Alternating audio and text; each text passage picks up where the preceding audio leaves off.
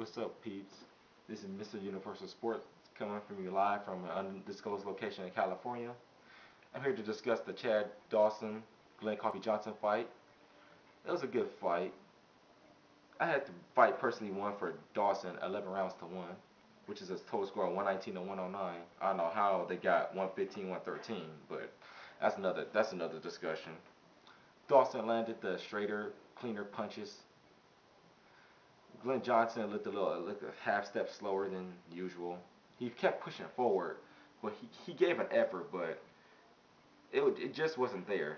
At this point in his career, I think Glen Johnson is a stepping stone for younger fighters like Cloud and Pascal at the 175-pound division. Also, I think we're going to talk about what's next for Chad Dawson. Obviously, he can go a lot of different ways. He could try to challenge Bernard Hopkins or Roy Jones, bigger names in the division, try to get some big money. He can enter the 168-pound tournament going on right now, the Super Six. He can stay put at 175 and clean out the division, or he can possibly move up to 190 or maybe to heavyweight. But that's an option I wouldn't do at this point. Let's try to review option number one first. Obviously, the big fights between Roy Jones, waiting for Roy Jones to fight him, or Bernard Hopkins. That seems most less likely because at this point they already have fights set up already in early 2010 between tuna fighters. Then they fight each other later that year.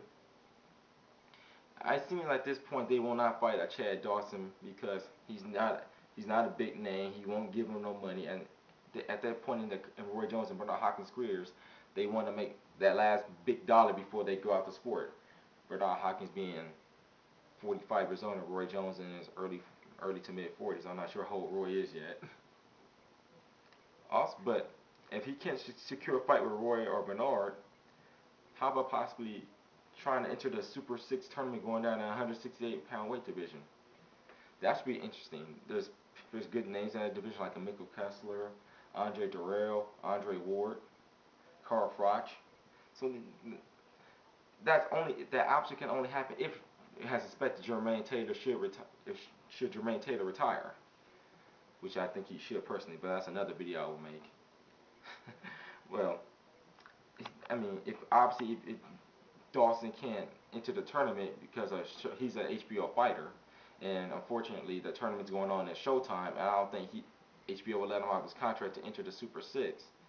Maybe he could stay at the 100, say put at the 175-pound weight division and possibly clean it out. At the time the Johnson fight was made, then there was no prospects coming up at 175 pounds. But there's three interesting fighters that I want to point out to you that Johnson should probably look at. There's Eretti, who's 30-0 with 17 KOs. He fights mostly in Germany, but I think he's from Hungary, I think. But here's the problem with Eretti. He only fought in the U.S. twice, and I don't think he's going to come back to the U.S. and fight Johnson. And I don't think Johnson's going to go over to Germany or Hungary or wherever over in the East and fight Eretti. So I don't think that fight's going to happen. Plus, the American fighters are known to get screwed over there in Europe, so that's not a risk I don't think Chad Johnson's willing to take, and we couldn't blame him for that.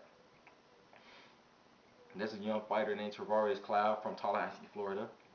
He's 20-0 with 18 knockouts. It should be an interesting fight, but we got to see a little bit more.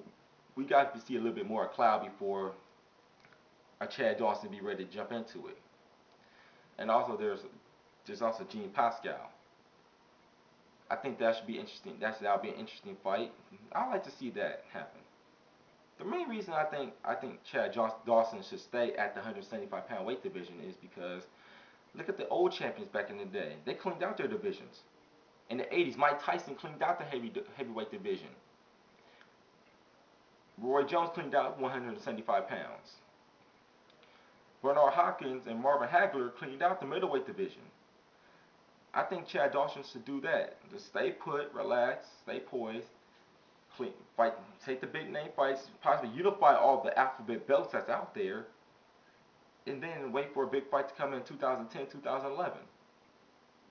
being that if he can't secure a big fight, it brings me on to my number 4 point. Like face the winner of the Super Six tournament. If HBO wouldn't let Chad should not let Chad Dawson out of his contract with HBO, he should face the winner of the Super Six. Wait a minute, relax, clean out the 175-pound division, and then face the winner in early 2011 of the Super Six tournament, which should be very interesting. Which should be a big money event. The champions of 168 pounds meets the winner of the champion of 175 pounds. Well, you'll be hearing more videos from me. Coming at you next week will be the preview of the Manny Pacquiao Miguel Cotto fight going at 147, which is really a catchweight at 145. But that's another topic I'm gonna bring up next week. Till then, peeps. Alright then, later. I'm out.